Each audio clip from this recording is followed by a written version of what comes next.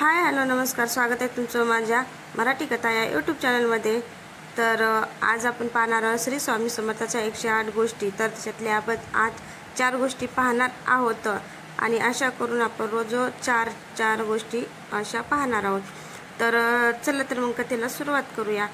तर श्री स्वामी समर्थाच्या 108 गोष्टीपैकी पहिली गोष्ट, सतत परिश्रम हाच धर्म आहे, हाच स्वामी उपदेश। आपले कर्तव्य कर्म करून नेहमी महाराजांची भक्ती करावी अशी त्यांची इच्छा असे। धर्मसंबंधाच्या विशेष भानगडीत पडण्यास महाराज आज्ञा देत नसत। जप पूजन भजन यात जास्त वेळ घालवणे महाराजांना आवडत नव्हते। उगीच वैराग्याचा वेश करून भांग गांजात चूर राहणारे पोटार्थी साधूंचा महाराज मनापासून तिटकारा करीत। श्रम करून पोट भरावे असाच त्यांचा उपदेश असे।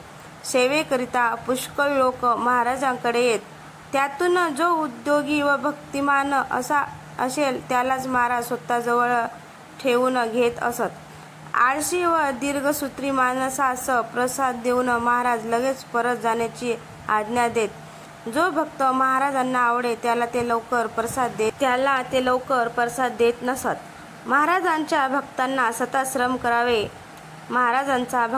सतत श्रम करावे असाच उपदेश असे। वास्तविक या जगात उद्योगी मनुष्य सुखी होतो, आळशी माणसाचे हालच होतात। जगदीशांची इच्छा श्रम करून या जगाची राहटी कायम ठेवावी अशीच आहे। म्हणून गीतेसारख्या आपल्या महान ग्रंथाचा स्वधर्म हा मोठा श्रेयस्कर मानला आहे। हे तत्व मनात बाळगून जो वागतो त्याचा नेहमी विजयच होतो असे महाराज म्हणत असत। श्री स्वामी महाराजांचा उपदेश त्यावेळच्या देश व कालास कसा अनुरूप असे यावरून सर्वांच्या लक्षात येईल। महाराजांचे कित्येक भक्त त्यांचा हा उपदेश अनुसरून अविश्रांत श्रम करून आपल्या जन्माची सार्थकता करून घेताना आजही आपण पाहतो। आळसास थारा देऊन आळशी लोक आपल्या धर्माचे मातेरे करतात हे आपण नेहमी पाहतो। आपला प्रपंच साधून परमार्थाचा लाभ घ्यावा असेच महाराज सांगत असतात। सर्वांनी धर्म अर्थ काम व मोक्ष साधण्यास सर्व शास्त्राचे सार ज्यात आहे तीच सोपी युक्ती अनुसरावी जी जगाला मान्य ठरली आहे। आळशी माणूस महाराजास बिलकुल आवडत नसे। आळशी माणसाचे तोंड पाहू नये असे महाराज म्हणत असत।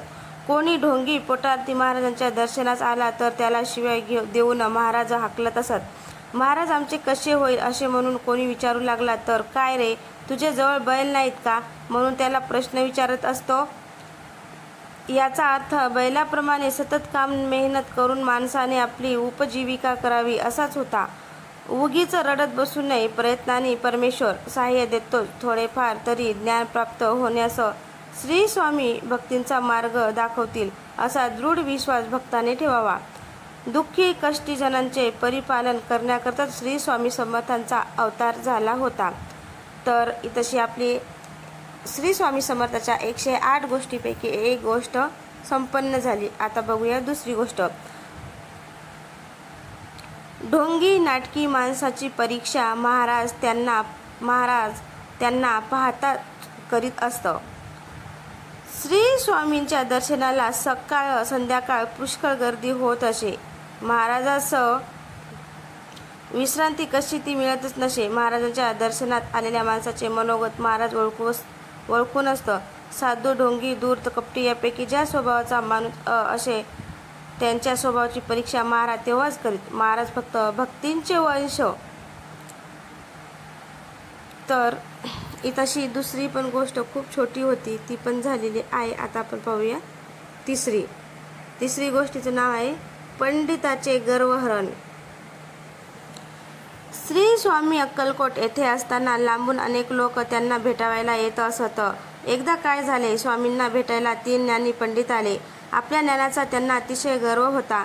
स्वामीची कीर्ती त्यांच्या कानावर गेल्यावर त्यांच्या मनात हा कोणी ढोंगी बुवा असेल म्हणून त्यांच्याशी वादविवाद करून त्यांचे पित्तळ उघडे करावे व आपणच कसे ज्ञानी आहोत व ते लोकांना पटवून द्यावे म्हणून ते अक्कलकोट गावात शिरले आणि म्हणू लागले, हे स्वामी आहेत कोण, केव्हा केले त्यांनी संन्यास ग्रहण, येथे राहण्याचे कारण काय, कोणता आहे त्या मठ संप्रदाय। तेथील लोकांच्या जवळ या 3 पंडितांनी स्वामीची माहिती विचारण्यास सुरुवात केली। लोक मनातून घाबरून गेले की स्वामींच्या बाबतीत अशी वल्गना करणारे हे कोण मोठे. त्यांनी चोळाप्यांना बोलावून घेतले. तेव्हा त्यांच्या लक्षात आले, हे पंडित आपल्या टिचभर ज्ञानाने घमेंडखोर झालेले दिसतात. त्यांचा गर्वहरण होणे जरुरीचे आहे. म्हणून चोळाप्याने त्या तिघांना स्वामींच्या समोर नेऊन उभे केले. ताठ मानेने ते तिघे स्वामींच्या समोर उभे राहिले. दत्तावतारी स्वामींना नमस्कार करण्याचे साधे सौजन्यही त्यांनी दाखवले नाही.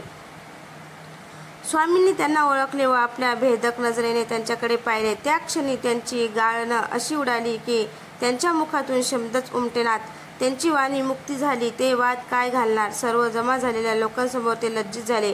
त्यांनी करुण नजरेने स्वामीकडे पाहिले व मुक्यानेच क्षमा मागितली. तेव्हा स्वामींना त्यांची दया आली.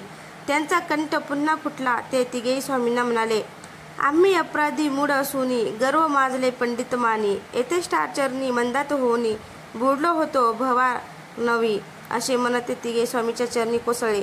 स्वामींनी त्यांना अलगद उठवले. त्या क्षणी स्वामीच्या स्पर्शाने त्यांचा गर्व वाहून गेला आणि नम्रतेने स्वामींचे दास्य त्यांनी स्वीकारले. स्वामींची कृपा झाली की मनातले अहंकाराचे ओझे नष्ट होते. स्वामींच्या अशा अनंत लीला वारंवार प्रगट होत असतात. मानवी देह धारण केलेल्या स्वामींनी षष्ठ विकारावर संपूर्ण विजय मिळवलेला होता. जेव्हा स्वच्छंदपणे समर्थ सर्वत्र हिंडत होते तेव्हा समोरील माणसाच्या मनातील विचार त्यांना दर्शनीच समजत असत. परमदयाळू स्वामींना भक्तांनी हाक मारली की तितक्याच तात्पर्याने आपल्या परमभक्तासाठी धावून त्यांची संकटातून ते सुटका करीत. तर इतशी आपली तिसरी गोष्ट पण संपन्न झाली. आता आपण बघूया चौथी गोष्ट.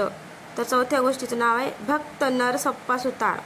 नरसप्पा सुतार नावाचा एक स्वामी भक्त अक्कलकोट गावात राहत होता. त्यांची महाराजांच्या चरणी पूर्ण प्रीती जडली होती. त्यांच्या घरी एक म्हैस होती. ती प्रसूत होता तर तिचे वासरू तडफड करीत प्राण सोडित होते. असे बरेच वर्षे चालून होते. वासरू मेल्यावर म्हैस दूध देत नसे म्हणून दाराशी म्हैस असूनही नरसप्पास तिचा दुधासाठी उपयोग होत नसे.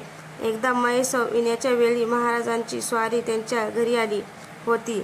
त्यावेळी नरसप्पाने महाराजांच्या चरणी मस्तक ठेवून प्रार्थना केली की महाराज, माझ्या म्हशीच्या दुधाचा काहीच उपयोग होत नाही. तर महाराजांनी फक्त म्हशीच्या डोक्यावर हात ठेवताच म्हैस एकदम दुरुस्त व व्यवस्थित झाली आणि दूध पण द्यायला लागली होती. तर असे श्री स्वामी समर्थ महाराजांचे चमत्कार आहेत. आणि श्री स्वामी समर्थ महाराजांच्या 108 गोष्टीपैकी ही चौथी गोष्ट इथं संपन्न झालेली आहे. तर मित्रांनो, तुम्हाला जर श्री स्वामी समर्थाच्या 108 गोष्टीपैकी 4 गोष्टी आवडल्या असाल तर मी रोज डेली 4 गोष्टी तुमच्यासाठी घेऊन येणार आहे. तर श्री स्वामी समर्थाच्या गोष्टी तुम्हाला आवडल्या असाल तर व्हिडिओला लाईक, कमेंट, शेअर करायला विसरू नका. आणि चॅनलवर कोणी नवीन असेल तर चॅनलला सबस्क्राईब करा. भेटूया पुढच्या 4 गोष्टीसोबत. तोपर्यंत धन्यवाद.